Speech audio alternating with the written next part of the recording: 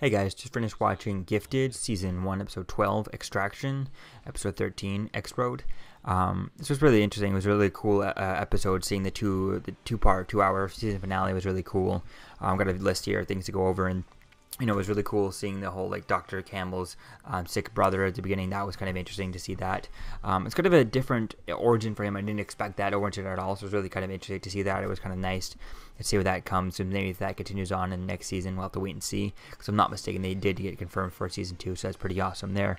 And then getting the hint about Blink's past as a criminal, just as a criminal past with the Brotherhood and stuff. That was kind of interesting with that. So that was kind of cool seeing that. It's going to be fun to see where that goes as we move on into season 2 and stuff. That'll be really fun to see that. And then the plan with, the attack the event, that was really cool, the way they did that. And it was interesting the way that things went down and stuff, and how Campbell ends up using a kid, threatening to use the kid, to shoot the kid, kind of, and stuff. It was really cool the way they went down. That was really quite interesting to see, and how things kind of went around with that. It was really fun to see that. So it was really kind of interesting to see. Definitely can't wait to see where things happen with that next, and how things continue on now that he's dead and stuff. And then there's the Trask was going after Trask. Sentinel Service is going after Reed's mom, and then Reed ends up going over to find his mom at her office and stuff. And Andy and Lauren are set to watch the car, and that's where Andy attacks the officers, the secret Sentinel Service officers, and then Lauren tries to stop him. He attacks her, and their powers hit, and they just blow up and stuff. And it was kind of interesting to see that, how their powers kind of just knocked each other off the ground and stuff. It didn't really hurt them too much. You think that they would, since they're kind of linked and connected, that their powers would kind of not do anything to each other. I think that would have been an interesting way to do it. It's the way I would have done it. Rather, they can't hurt each other because their powers, they're too linked. Powers go through them. Lauren can make the wall, but Andy could walk through it, type thing. It's not going to affect him. I think that would be a cool way, the way I would have done it with their powers. But it's really cool the way they did, and how they can fight. And think now that with the ending of the season, the way it ended, I could see why you'd want their powers to be able to hit and be able to collide so they can fight and stuff. That's really going to be fun to see that.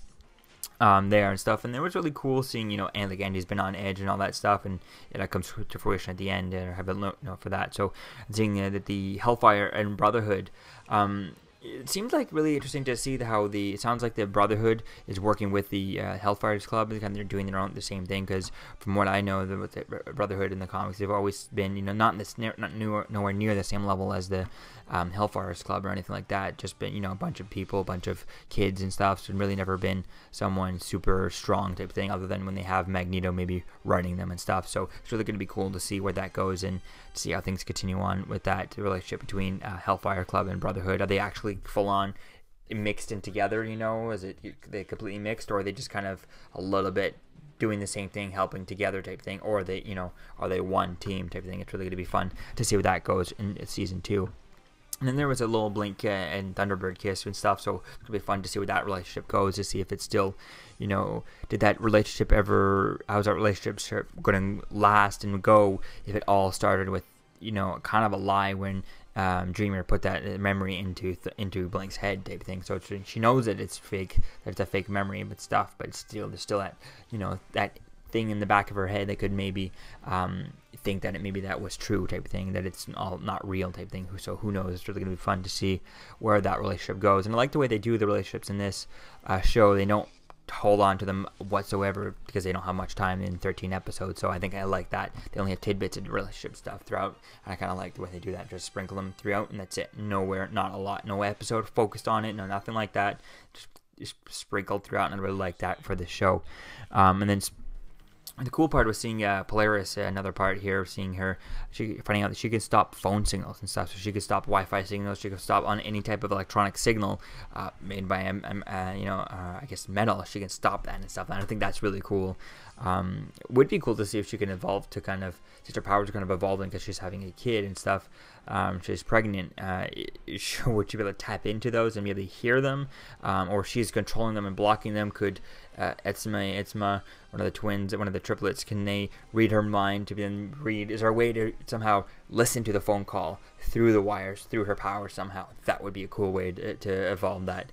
Or maybe she could probably redirect a thing and just tap onto it with her. If she has her own phone, should probably be able to tap into the signal and listen to the conversation, or see what the browser history is, or hop on to a computer network and see what their computer has and stuff via the Wi-Fi password. Get onto any locked Wi-Fi password on her computer by using her powers. That would just be a cool way to see if she could do that later on as she kind of learns her powers when it comes to that. I mean, she just ripped a plane in half type thing, so that would be really cool to see that. And then we see the Polaris flashbacks to the mental hospital and stuff, where the mutant lawyer came in and stuff, which is part of the Hellfire's Club and stuff. It's really going to be fun to see that, if that person comes back, and who that is. The person seemed to me, when I saw it in the trailers, I thought she was maybe her mother type thing, but I guess not. So we'll have to wait and see where that one comes back. And then seeing Sentinel services hit the home base and stuff like that, that was kind of really cool, seeing that and how they use the different things and stuff, and then how they use the different mutants together and stuff to do different things. Had the one guy yelling and stuff, kind of like looked like a low grade Black Bolt type thing with his powers, so that was really cool with that. And then Andy and Lauren had to finally combine their powers to destroy the whole building down on everyone. It was really cool to see that. I would have liked to have stayed maybe more in the moment and see what it looked like after everything was down. What did they look like when everything was going down? I mean, we had to zoom out to see the whole thing crumble down, but how did they get out if everything crumbled on top of them? I mean, they weren't just outside, they were right underneath, so it just would be cool to see what it looked like for them throughout the whole time. So I'd like to see this next time they do this power. Hopefully they don't use it only once a season type thing. It's going to be difficult to use that now that Andy's off and stuff, but it's really going to be fun to see. I'd like to see what they look like when they're like that. Are they both all completely glowing? I'd imagine they look a little bit like what's her face, Carolina from Runaways type thing, how she's all glowing and stuff. Maybe they look like that, just all white, white and glowing, and maybe that's how they're able to do stuff. It's really going to be cool to see how they evolve this power and where things go from there for that. So that's really going to be fun to see that in season 2. And then Polaris killed everyone on the plane, just blew up the whole plane type thing. That's really going to be fun to see what the backlash is for that and how things are going to continue on and stuff. And I really can't wait to see where things go from here. I mean, there's not much left. I mean, she just killed everyone, so is that really going to, do they know? I guess they know already that she was involved with that. I mean, how do they know? I mean, they suspect, do they assume, they don't have any proof? Do they have proof that she did it, that she blew up the plane, I don't know. I mean, she didn't go anywhere to hide them. Maybe they got security footage of her doing it and stuff. We'll have to wait and see where they get their proof and stuff. And then we see Agent Turner quits his job at the Sentinel Services and stuff, and that's really going to be cool to see where that goes with that. What is he going to do? Are we going to follow him throughout the next season type thing? What's going to happen with that? I mean, he better move away, because I feel like if the this Hellfire Club type thing, are they going to get a hold of him and turn him? The sisters, the triplets, are they going to get a hold of him and take all the secrets out of his mind type thing? That could be a cool way to see him leave or something. We could see him in next season. We'll have to wait and see. But I guess if he's not a part of this, then just who cares? Move on, get someone else, and don't focus on him because he's not a part of it anymore. We'll have to wait and see where things go, or maybe how he what he does for the mutants and stuff, and how is he going to do this? Is he going to leave and go live somewhere else off the grid where he can protect him and his wife, and that's it? He can just protect them. We'll have to wait and see where things go with his storyline, but who knows? Maybe he's not. Maybe the actor doesn't want to return. I don't know about that one. So, and then we see Andy at the end. We got Andy and Polaris joining Hellfire's Club, which I'm not kind of clear. Is it that they joining the Hellfire's Club? Are they joining the the Brotherhood? Because the Hellfire's Club sounded like they were disbanded and they're trying to rebuild it. The sisters are trying to rebuild it. The triplets Esme is trying to rebuild them, and it's really going to be fun to see. Is she rebuilding them? Were they disbanded? Was it completely gone? Was it almost gone? Was it, where are they? Where is the Hellfire's Club? Where are the main people, like the Emma Frost and the, I can't remember the names, but the main guys from the Hellfire Clubs, the Ian Shaw, stuff like that from X-Men First Class and stuff. Where are all those guys? The Azazel and all those different original members.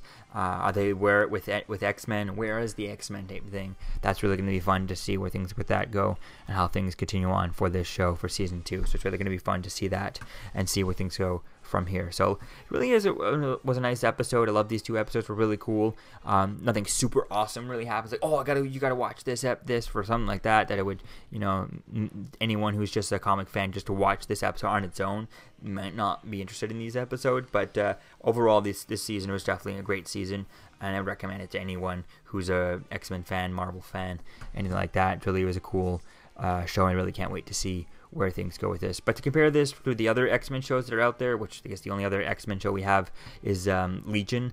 I kind of prefer Legion just because it makes you think way more. But there's very difficult to compare these 2 shows, this and Legion. So we'll have to wait and see where things go with this. So let me know what you think, guys, about this season in the comments below. What do you think about it? And I'll see you guys in the next video. Peace out. I'm Captain America, here to talk to you about one of the most valuable traits a soldier or student can have. Subscribing. Sometimes subscribing is the key to victory. Sometimes it leads to very little, and it seems like it's not worth it. And you wonder why you waited so long for something so disappointing. How many more of these? You're still here. Don't forget to like, comment, and subscribe, guys. Peace. It's over.